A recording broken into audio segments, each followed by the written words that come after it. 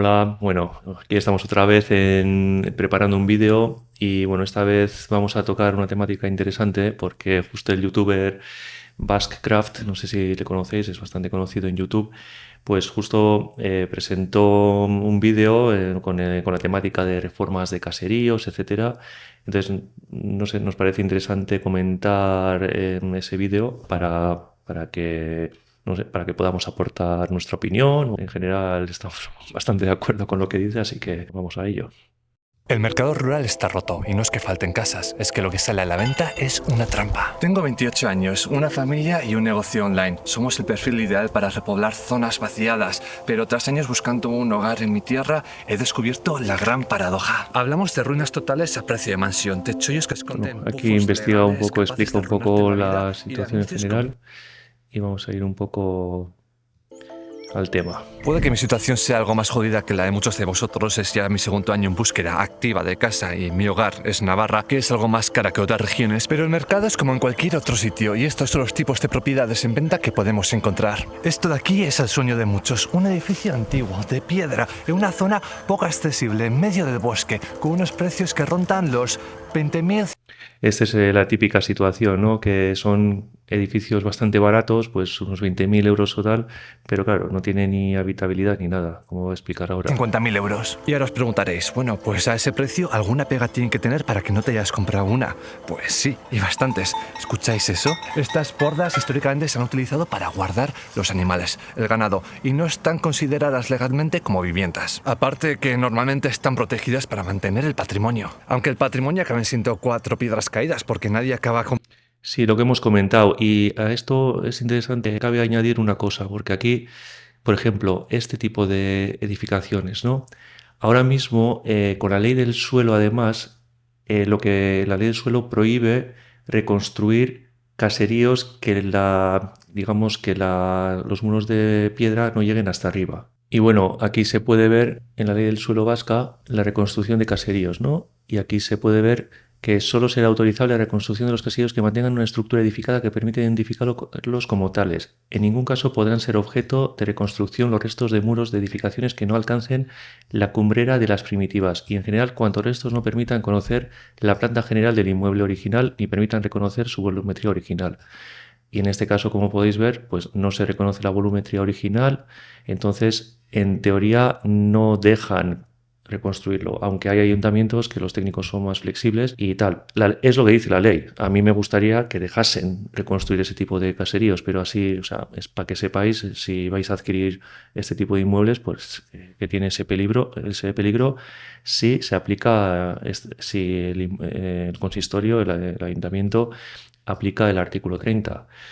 Y luego también, bueno, luego hay especificaciones que se podrá autorizar la reconstrucción si han sido demolidos por una causa de expropiación forzosa, tema de incendios, etcétera, pero tienes cierto límite de margen si es en caso de incendio para reconstruirlo, etcétera, ¿vale?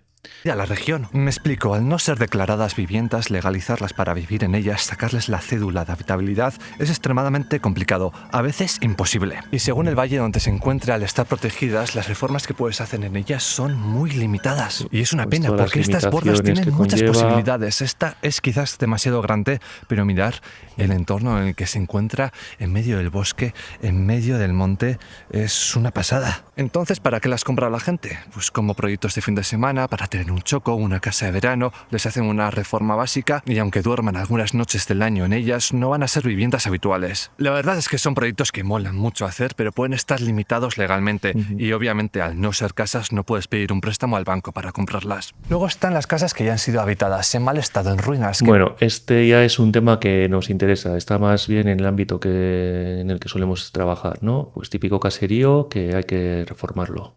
Puede necesitar una reforma integral. Es lo que en un principio mi familia buscaba, pero últimamente nos están saliendo algunas dudas. Estas casas pueden estar tanto dentro del pueblo como a las afueras, así que dispongan de terreno. Esto es un caserío, el edificio típico vasco-navarro, pero tienen dos problemas. Primero, las casas antiguas normalmente no disponen de cédula de habitabilidad. Esto quiere decir que los bancos no te van a dar una hipoteca por la casa. Si quieres... Tema de célula de la habitabilidad, según qué consistorios, en algunos ayuntamientos Nos han pedido alguna vez, por ejemplo, aunque en apariencia sea incluso una apariencia de una casa que lleva, o sea, consolidada, incluso una apariencia tipo palacete, o sea, tipo, aunque esté bien consolidado y tal, nos han pedido que justificar por lo menos que haya habido alguien viviendo, por lo menos hace 50 años o antes de hace 50 años que haya estado alguien viviendo y hay que comprobarlo, o sea, confirmarlo con tema de facturas, IBI, pago de IBIs, etcétera. O sea que andar cuidado con eso porque también en algunos ayuntamientos si son bastante estrictos con eso pueden poner pegas. Es comprar una y no te llega el dinero, y aquí el precio de la casa lo determina el estado, el tamaño y el terreno, pues vas a tener que pedir un préstamo. El precio de las casas en este estado varía un montón. Algunas pequeñas o sin...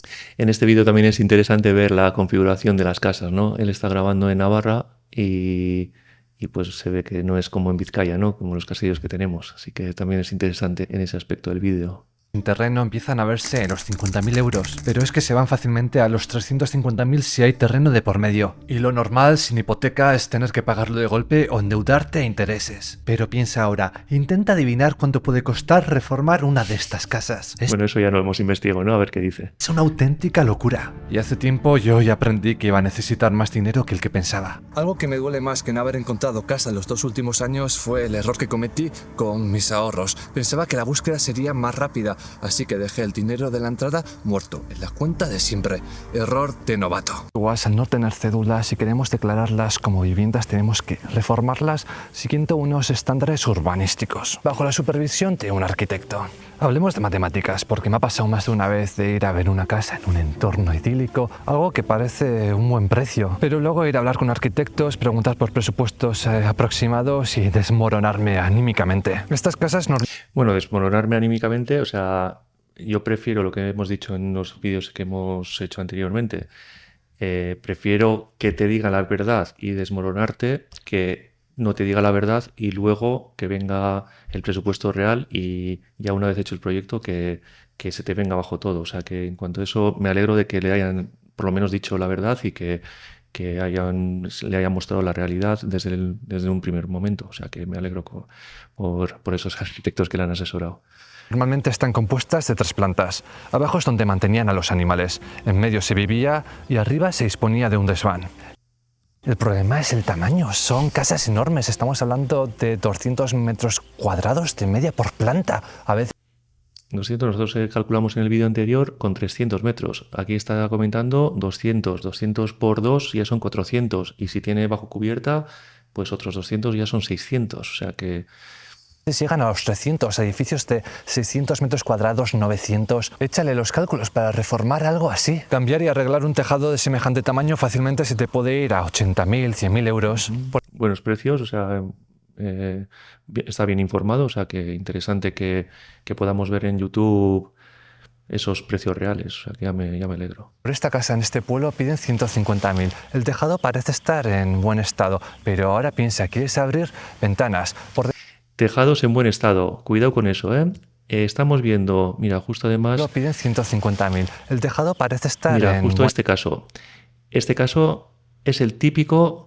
O sea, bastante típico, el típico tejado que nos llega a menudo, pues cubierta reformada hace 15, 20 años. En apariencia está bien, pero ¿merece la pena reformarlo o no?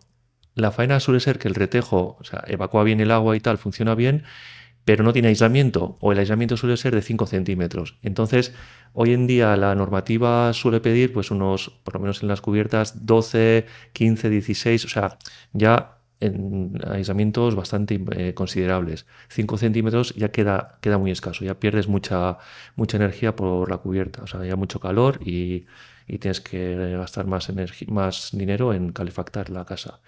Y por normativa que no están permitiendo. Entonces, claro, o sea, si adquieres un tipo de caserío, o sea, este tipo de caseríos con estas cubiertas, claro, tú has comprado en teoría una cubierta en buen estado, pero claro, al hacer el proyecto, igual la conclusión es que tienes que quitar todo el retejo, poner aislamiento y hacerlo otra vez. Entonces, andar con cuidado con eso cuando dicen que la cubierta está bien. Bueno, luego hay maneras de, por ejemplo, aislarlo por la parte interior, pero claro, si aislas por la parte interior, tapas los olivos. buen estado, pero ahora piensa, quieres abrir ventanas, por dentro hay que sanear las vigas, la estructura en general. ¿Se te pone un presupuesto tan Sane- desorbitado en el que Interesante si tú... también saneado de vigas. Aquí en sus imágenes también se puede ver, mira, aquí hay Y algunas arriba se imágenes. disponía de un Mira, desván. por ejemplo, en concreto, esta viga. Esta viga, si lo saneas, esto tendrá una sección de unos 25 por 20 o algo así. Se ve que está ya carcomido por la polilla, o bueno, termita no tendrá, pero ya la estructura está debilitada. Si saneas esto, te puede quedar una sección incluso de 15 por 10 o depende, ¿no? O puede que aquí la sección esté bien, pero aquí de repente haya habido una filtración de agua y esté podrido. Entonces, al final empiezas a valorar todo esto y luego tener en cuenta que, claro, esta estructura tiene que soportar una vivienda actual. Es decir, las viviendas antiguas pues tenían dos camas, o sea, tipo cuatro muebles y suelo de tabla y listo. Y los tabiques, pues ladrillo fino y tal. Claro, hoy en día, por una parte está el tema del suelo radiante y si pones cerámica en el suelo y tal, pues coge bastante carga. Y luego aparte, la normativa nos pide a los arquitectos, no es porque queramos, pero es que nos piden por temas seguros, etcétera, que tenga que aguantar, que tenga que soportar unos 200 kilos por metro cuadrado en la entreplanta de una vivienda. Entonces, va sumando todos esos elementos, más luego la sobrecarga del tabique, que igual nos piden un 100 kilos por metro cuadrado, que es una barbaridad toda la suma, pero tenemos que cumplir. Entonces, ¿qué pasa? Que estos olivos, claro, es que son demasiado finos, o sea, tienen una sección de 10 por 8, no sé cuánto tendrá aquí. En cambio, si calculas con la normativa actual, estos olivos igual te salen de 20 por 10, o sea, igual se duplican. La conclusión es que al final esta estructura, que a mí ya me gustaría poder mantenerla, es inviable mantenerlo. Entonces, los técnicos también solemos estar en una encrucijada de reformar todo o no, y es algo que encarece, ya por el tema de la normativa.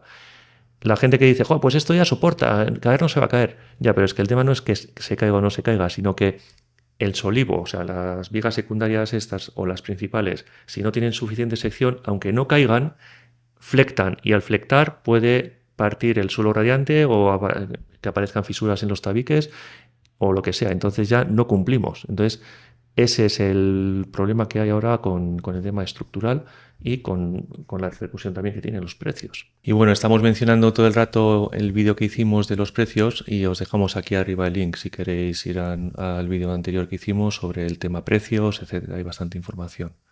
Que reformar, aislar todo el edificio. Tienes que sanear todas las vigas, tienes que trabajarlo todo, aunque solamente hagas habitable una planta. Estamos hablando de presupuestos de 300.000 a 600.000 euros. Interesante, de 300.000 a 600.000, pues lo que comentábamos es que 500.000, o sea, 300.000, si haces la división que hacíamos, es que el caserío es pequeño o la intervención es mínima, pero es que ya estamos ahí hablando de ya cerca de los 600.000, según la superficie, claro, es que... euros y más para arriba, según el tamaño de la casa. En un edificio de menor calibre, que no siempre es fácil encontrarlo en los pueblos, o en mejor estado, igual sí puedes ir haciéndole las reformas poco a poco. Digamos de Strangis, sin pedir tantas licencias de obra, sería un poquito ilegal, pero la gente lo hace. Pero si hay que tocar algo gordo es ya cuando todo... Sí, ahí es lo de siempre. El tema de hacerlo poco a poco, bueno, o sea, es una opción, pero al final lo estás haciendo de Strangis. El ayuntamiento en general no te va a ir a denunciarte y tal porque estás haciendo la obra ilegal, pero algún vecino, si denuncia que estás haciendo la obra, pues al final el ayuntamiento o sea, tiene que intervenir y al final es un problema. Y luego está el tema de andar con cuidado con estos temas porque si contratas a alguien sin proyecto ni nada, a un albañil o tal, y hay un tema estructural y se cae o tal, también eres responsable de lo que pueda pasar no a nivel material, sino a nivel de temas, perjuicios personales o daños personales. Sin pedir tantas licencias de obra sería un poquito ilegal, pero la gente lo hace. Pero si hay que tocar algo gordo es ya cuando todo se complica. Y luego estarían las casas con más sentido común para comprar, pero quizás las más aburridas. Sí, es interesante cómo ha estructurado el vídeo, es que es perfecto. Esta es una modalidad, bueno, nosotros haríamos el caso anterior, solemos hacer esa reforma integral de todo el caserío.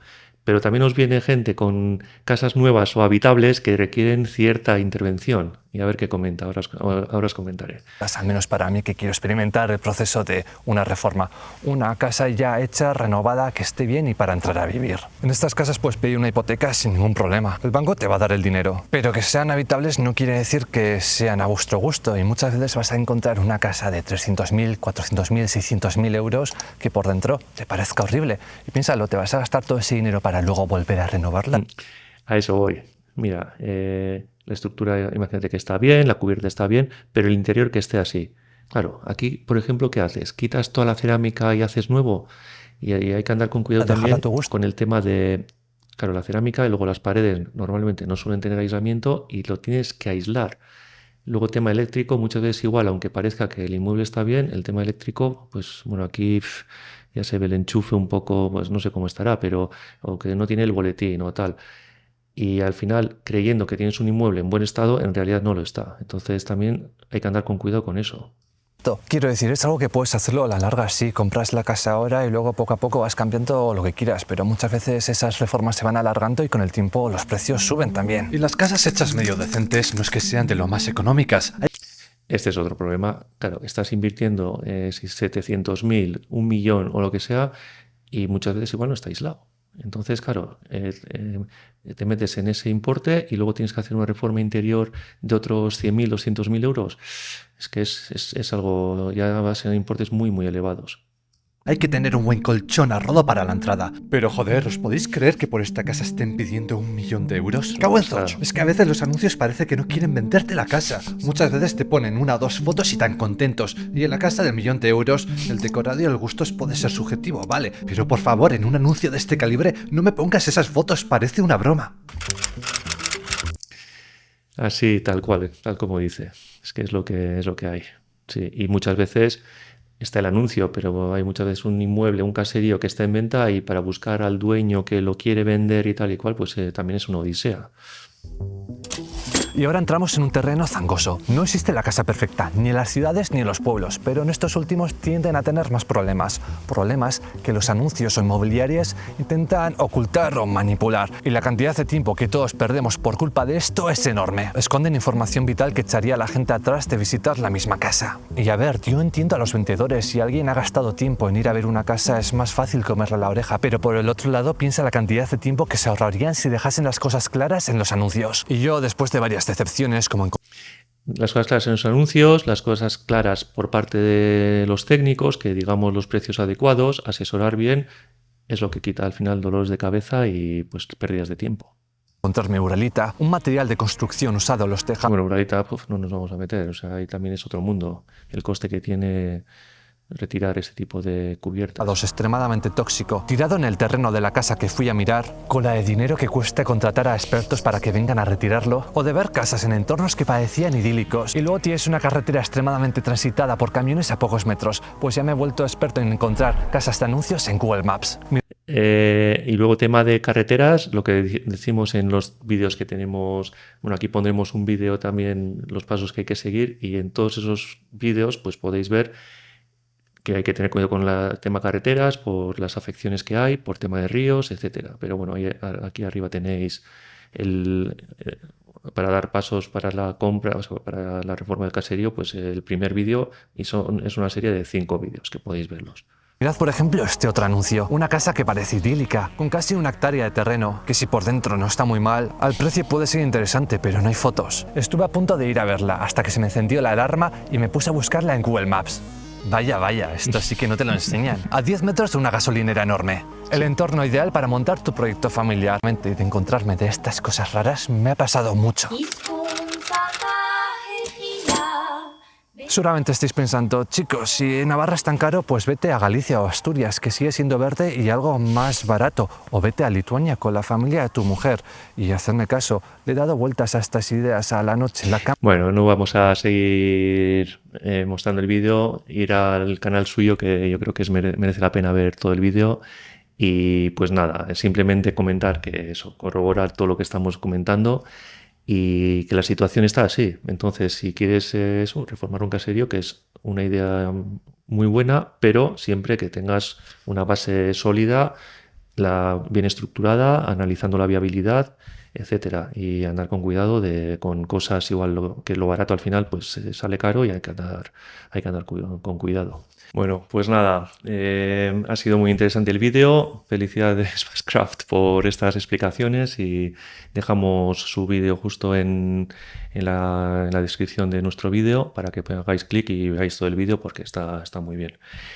Y nada, y luego por otra parte también vamos a dejar un link para suscribiros si queréis a nuestra newsletter, que de vez en cuando solemos enviar información de las cosas que solemos hacer y tal.